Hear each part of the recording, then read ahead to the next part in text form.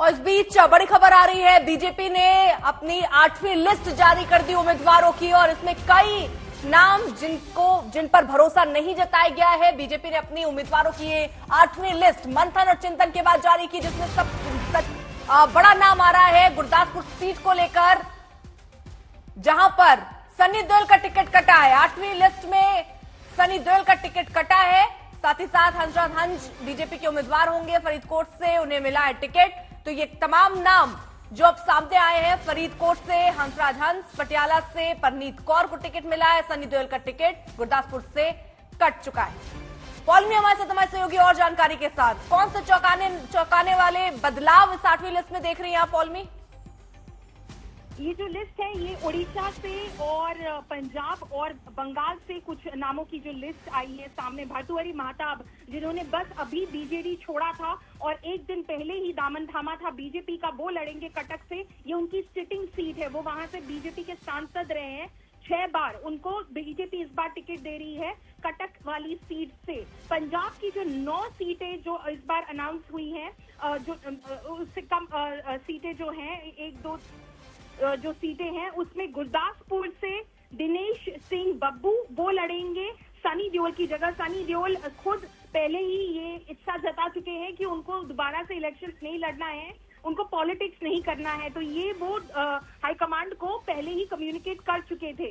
तो उनकी जगह दिनेश सिंह बब्बू लड़ेंगे। अमृतसर से तरनजीत सिंह संधू, जो कि IFS ऑफिसर है, कुछ ही दिनों पहले तक, कुछ ही महीनों पहले तक वो Indian ambassador to the United States रहे हैं, वो लड़ेंगे अमृतसर से। उन्होंने भाजपा का दामन कुछ ही दिन पहले थामा था। जालंधर से सुशील कुमार रिंकू, जो आम आदमी पार्टी के बस एक लौते लोकसभा में सांसद थे, कुछ ही दिन पहले उन्होंने आम आदमी पार्टी का साथ छोड़ा और बीजेपी का साथ थामा, वो लड़ेंगे जालंधर से। उनकी भी सिटिंग सीट जालंधर ही है, वहीं से उनको बीजेपी लड़वाने वाली है। लुधियाना से रवनीत सिंह बिट्टू, फिर से एक कांग्रेस MP जिन्होंने कुछ दिन पहले बीजेपी ज्वाइन की, उनको लुधियाना से लड़ाया जाएगा उनकी सीट से। फरीदकोट से जो चौंकाने वाली बात है, हंसराज हंस, वो जो दिल्ली से उनको सीट नहीं मिली थी, दिल्ली के सिटिंग सांसद थे, दिल्ली से उनको ड्रॉप कर दिया गया, उनको फरीदकोट से लड़ाया जा रहा है, पंजाब से, जो कि SC रिजर्व सीट है। पटियाला से प्रणीत कौर, कैप्टन अमरिंदर सिंह की वाइफ, पटियाला की सिटिंग सांसद है। कांग्रेस पार्टी ने उनको 1 साल पहले ही निकाल दिया था एंटी पार्टी एक्टिविटीज के लिए। बस कुछ दिनों पहले फॉर्मली उन्होंने भारतीय जनता पार्टी को ज्वाइन किया। उनको लड़ाया जा रहा है पटियाला से ही। और बंगाल की 2 सीटें अनाउंस की गई है।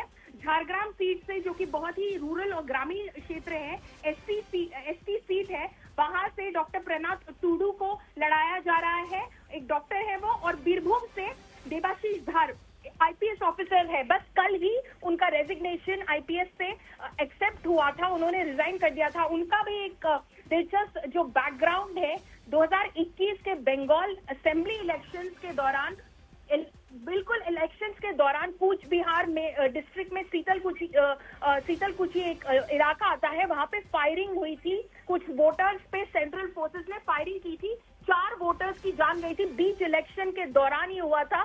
SP थे कूच बिहार के उस वक्त के देबाशीष धार, उन्होंने एक पोजीशन लिया था कि सेंट्रल फोर्सेस का इसमें इनकी कोई गलती नहीं है, और उस पोजीशन के लिए उनको सस्पेंड कर दिया गया था, क्योंकि TMC का उस वक्त केंद्रीय जो फोर्सेस है उनके खिलाफ का जो रुख था, इन्होंने SP के तौर पे उस रुख को नहीं अपनाया, जिस वजह से उनको सस्पेंड कर दिया गया था। आउट ऑफ पोस्टिंग रहे थे काफी टाइम तक। अभी एक साइड पोस्टिंग मिली थी जिससे उन्होंने रिजाइन कर दिया और अब सीधे चुनाव लड़ने निकले हैं बीरभूम से भाजपा के टिकट पर। तो कई बदलाव इसमें नजर आ रहे हैं। और अमृतसर से तरनजीत सिंह संधू को टिकट मिला, हालांकि सनी देओल का टिकट कट गया है क्योंकि उन्होंने ही न चुनाव लड़ने की बात कही, जिसके बाद अब उनकी जगह दूसरा उम्मीदवार बीजेपी की तरफ से ताल ठोकेगा। तो बीजेपी ने अपने उम्मीदवारों की ये 8वीं लिस्ट भी जारी कर दी है। 9 उम्मीदवारों के नाम इस 8वीं लिस्ट में।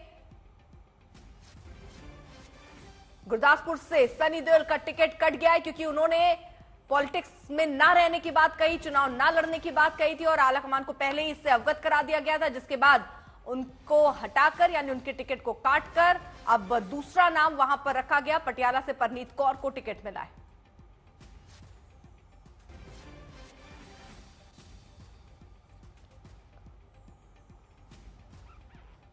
पॉलमी, इसमें सिर्फ 9 नाम 8वीं लिस्ट में।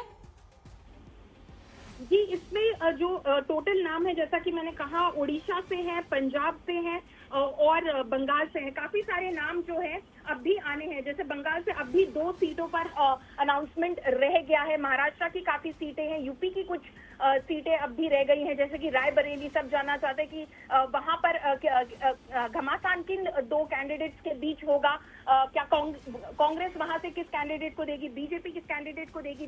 बंगाल से, जैसा कि मैंने कहा, 2 सीट रह गई हैं जो कि बहुत ही इंपॉर्टेंट है। आसनसोल से आपको याद होगा अर्पिता की भोजपुरी एक्टर पवन सिंह को लड़ाने की बात आई थी। उनका कैंडिडेचर अनाउंस भी कर दिया था बीजेपी ने अपने पहले ही लिस्ट में। वो शत्रुघ्न सिन्हा के खिलाफ खड़े होने वाले थे और तभी टीएमसी ने उनके खिलाफ एक कैंपेन शुरू किया कि इनकी जो भोजपुरी में काफी सारे गाने हैं वो अभद्र हैं, वो अश्लील है और ये किसी जनता को, किसी महिला को गवारा नहीं गुजरेगा। बीजेपी ने अपना जो कैंपेन देखा बंगाल में, जो कि नारी शक्ति पे, संदेश खाली पर पूरा बेस्ड है, उस कैंपेन को उन्हें लगा कि इस तरह से चोट पहुंचेगी अगर ये कैंपेन जो टीएमसी चला रही है वो चलती रहे। तो उन्होंने पवन सिंह से कहा कि वो अपना कैंडिडेचर वापस ले, जो कि उन्होंने ले लिया। तो आसनसोल से अब कौन खड़ा होगा शत्रुघ्न सिन्हा के सामने, वो अभी भी अनक्लियर है। और डायमंड हार्बर एक सीट रह गई है जो कि बहुत बड़ी प्रेस्टीज सीट है, क्योंकि वहां से टीएमसी नेता अभिषेक बैनर्जी, ममता बैनर्जी के जो नेफ्यू हैं, वो लड़ते हैं। तो ये 2 सीटें रह गई हैं। पंजाब से भी अभी